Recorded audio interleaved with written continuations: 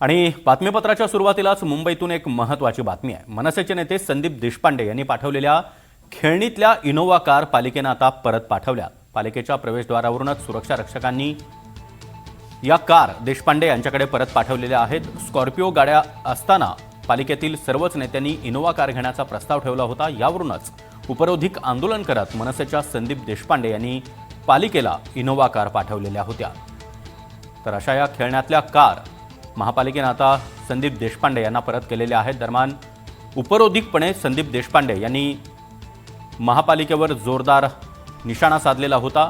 महापालिकेमध्ये विविध समित्यांच्या पदाधिकाऱ्यांनी इनोव्हा कारची मागणी केलेली होती। नुकत्याच त्यांना स्कॉर्पिओ कार खरेदी करून देण्यात आलेल्या होत्या। मात्र पाठदुखीचा त्रास होतोय अशी कारणं सांगून इनोव्हा कारची मागणी करण्यात आलेली होती। तसा प्रस्ताव ठेवण्यात आलेला होता आणि त्यावरून मुंबईमध्ये जोरदार राजकारण पाहायला मिळत आहे।